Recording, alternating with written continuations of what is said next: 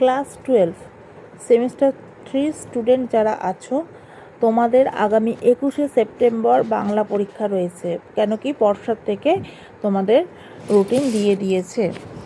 আজকে তোমাদের ভাষাতত্ত্বের ওপর কিছু সাজেস্টিভ প্রশ্ন নিয়ে আলোচনা করছি।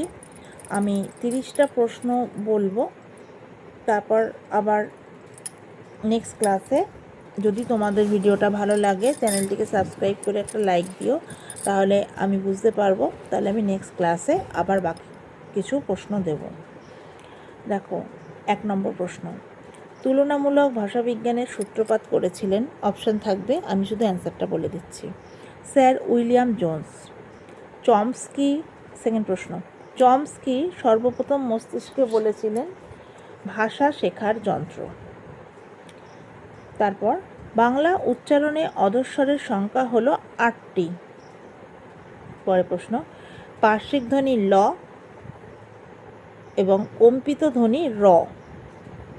নেক্সট, গবেষণা শব্দটির আদি অর্থ হলো গরু খোঁজা। উইলিয়াম জোন্স সংস্কৃত, গ্রিক, ল্যাটিন, ফরাসি ভাষার মধ্যে মিল খুঁজে পেয়েছিলেন। ধরো 3টে শব্দ দিয়েছে প্রশ্নে, একটা ড্যাশ দিয়ে রেখেছে, অপশানে রয়েছে, সেটা লিখতে হবে। থিসরাস শব্দের ব্যুৎপত্তিগত অর্থ হলো রত্নাগার। মনীষ শব্দটির অর্থ মনুষ্য। নেক্সট প্রশ্ন, জাস্কের নিরুক্ত থেকে ভারতে অভিধান রচনার সূত্রপাত হয়ে থাকে। নেক্সট, অভিধান বোঝাতে ডিকশনারিয়াস শব্দটি প্রথম ব্যবহার করেন জাস্ক। পরের প্রশ্ন, ধ্বনি বিজ্ঞান আলোচনা করে আর কি, যে কিভাবে ওখানে ড্যাশ সাহায্যে ধ্বনি সমষ্টি উচ্চারিত হয়, ড্যাশে হবে মুখের সাহায্যে। ঠিক আছে।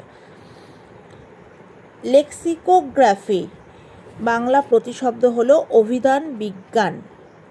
এবার ধরো একটা ম্যাচিং দিল, আমি তোমাদের শুধু অপশানগুলো বলে দিচ্ছি কোনটা কী, এবার তোমরা ম্যাচিংটা করে নেবে এরকমভাবে সাজিয়ে দিলে। দেখো, ধ্বনিতত্ত্ব মানে হচ্ছে ফোনোলজি।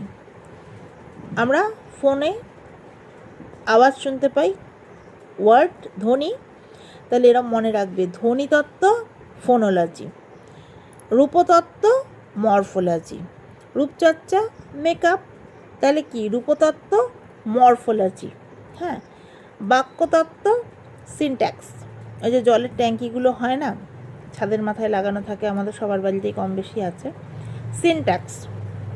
তারপর শব্দার্থতত্ত্ব সিম্যান্টিক্স। দেখো, তালিবাস শয়ে শব্দার্থ শয় ধরো, শয়ে শব্দার্থতত্ত্ব, আর ওইটা হচ্ছে সিম্যান্টিক্স। বাক্যতত্ত্বটা কিন্তু জলের ট্যাঙ্ক। ঠিক আছে, কথা শেষ হয় একবার যদি আমরা কথা বলতে শুরু করি, কথা শেষ হয়, সেরকম আমাদের দেশে কি জল বেশি, জল শেষ হয়, অফুরন্ত জল, সেই রকম। তাহলে বাক্য শেষ হয় না, অফুরন্ত কথা আমাদের মনে, পেট ফুলে যায় কথা শেষ করতে না পারলে, সেরকম জল, সিনট্যাক্স। তাহলে ধ্বনিতত্ত্ব ফোনোলজি, রূপতত্ত্ব মরফোলজি, বাক্যতত্ত্ব সিনট্যাক্স, শব্দার্থতত্ত্ব সিম্যান্টিক্স। ক্লিয়ার? এবার দেখো, অবিভাজ্য ধ্বনির মধ্যে পড়ে না। অবিভাজ্য কথাটা বোঝো, যেটাকে ভাঙা যায় না। তাহলে অবিভাজ্য ধ্বনির মধ্যে পড়ে না কোনটা? ব্যঞ্জন ধ্বনি। কেন কি ব্যঞ্জন ধ্বনি তো বিভাজ্য। আমরা যদি বলি ক, ক যুক্ত অ, চ যুক্ত অ, তাহলে কি হচ্ছে? ও তো ভাঙছি। তাহলে অবিভাজ্য ধ্বনির মধ্যে পড়ে না। ধর অপশান দিয়েছে স্বরধ্বনি, ব্যঞ্জন ধ্বনি, সহধ্বনি, তালব্য ধ্বনি। অ্যান্সার কী হবে? না, ব্যঞ্জন ধ্বনি। আর আমরা কি জানি? স্বরধ্বনি স্বাধীন, সেটা অবিভাজ্য। ঠিক আছে। পরের প্রশ্ন, কর্ণ বাকযন্ত্রের অন্তর্গত নয়। কর্ণ যেহেতু আমরা কথা শুনি, বাকযন্ত্রের অন্তর্গত তো নয়, বলি না তো।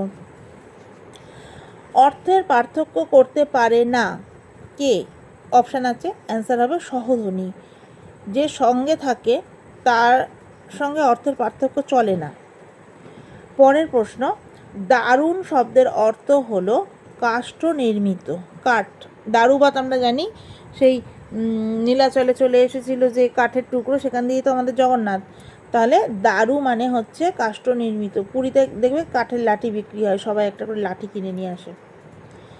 আচ্ছা, পরের প্রশ্ন হচ্ছে প্রথম আধুনিক থিসরাসটি হলো রজেটের থিসরাস, আর আমাদের প্রাচীন ভারতের থিসরাস কি?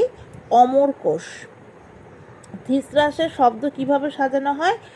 অর্থ বা ভাবক্রমে। অর্থক্রমে হয় মানে দ্বারা, আর নইলে ভাবক্রমে। ঠিক আছে।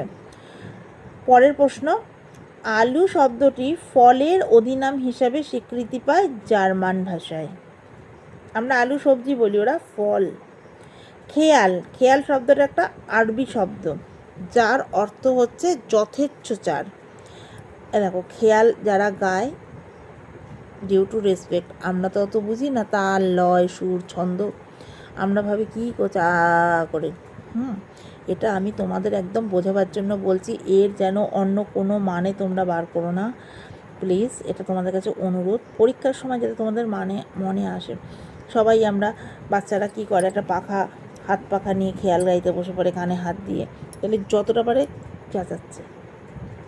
সে তো কিছু বোঝে না, এই গানটার মার্কটা তো বোঝে না যে এটা কত উঁচু দরের একটা সঙ্গীত। তো খেয়ালটা হচ্ছে আরবি শব্দ যার অর্থ হচ্ছে যথোচ্চার, এটা মাথায় রাখবে। পরের প্রশ্ন, সময়ের সঙ্গে সঙ্গে অর্থের পরিবর্তন বিষয়ে আলোচনা করে ঐতিহাসিক শব্দার্থ তত্ত্ব। তাহলে কি হচ্ছে? সময়ের সঙ্গে সঙ্গে অর্থের পরিবর্তন বিষয়ে আলোচনা করে। অপশান থাকবে অর্থ বলেছে, তাহলে শব্দার্থ তত্ত্ব হলো। আচ্ছা, ভাষাবিজ্ঞানের গতি, আমাদের এখানে ভাষাবিজ্ঞানের গতি হলো আরোহমূলক। মুখের মান্য ভাষা বাংলা স্বরধ্বনিতে প্রাধান্য পেয়েছে 7টি। পরের প্রশ্ন, উপলক্ষ অনুযায়ী ভাষার বা উপভাষার যে বদল হয় তাকে বলে রেজিস্টার। নেক্সট, স্যামুয়েল ওয়েলেসলি চিন্তার পোশাক বলেছেন যে বিষয়কে, সেটি হলো ভাষার রীতি। তাহলে স্যামুয়েল ওয়েলেসলি কি বলেছেন? ভাষার রীতিকে চিন্তার পোশাক। দুভাবেই আসতে পারে প্রশ্নটা, ঠিক আছে। পরের প্রশ্ন, বর্ণনামূলক ভাষাবিজ্ঞান আলোচনা করে সমকালীন ভাষার গঠন রীতি নিয়ে। তাহলে বর্ণনামূলক ভাষাবিজ্ঞান কি নিয়ে আলোচনা করে? সমকালীন ভাষার গঠন রীতি নিয়ে। পরের প্রশ্ন, নিম্নমধ্য, সম্মুখ, প্রসৃত, অর্ধবিবৃত, তালব্য স্বরধ্বনি হলো একটা বাকযন্ত্রের ছবি আমরা করে থাকি, দেখেছো তো? লাইন টেনে 3টে, এদিকটা এখন তো আমি এই মৌখিক ক্লাসে বোঝাতে পারছি না।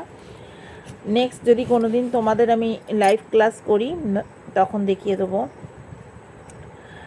তো আর লাস্ট প্রশ্ন হচ্ছে আজকে, বাক্যের সুরের ওঠা পড়ার হেরফেরে অর্থের পরিবর্তনকে সুর তরঙ্গ বলে। দেখো, তরঙ্গ মানে কি? ঢেউ, একবার খুব জোরে ঢেউ আসে, একবার হালকা ঢেউটা ভেঙে যায়, সেরকম বাক্যের সুরের ওঠা পড়ার হেরফেরে অর্থের পরিবর্তনকে সুর তরঙ্গ বলে। আশা রাখি যতটা ক্লাস করালাম তোমরা বুঝতে পেরেছো, একদম সহজ সরল ভাষায় করিয়েছি। তোমাদের যদি ভিডিওটা ভালো লাগে চ্যানেলটিকে সাবস্ক্রাইব করে ভিডিওতে একটা লাইক দিও, আমি তাহলে নেক্সট ক্লাসের জন্য একটু ইন্টারেস্ট পাবো, এবং তোমাদের বাংলার পাশাপাশি পল সায়েন্স এডুকেশন।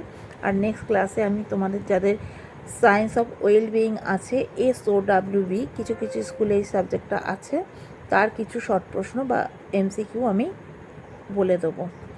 ভালো থেকো সবাই। সেমিস্টার 4-এ যদি তোমরা অ্যাডমিশন নিতে চাও তাহলে নিতে পারো। Thank you everybody.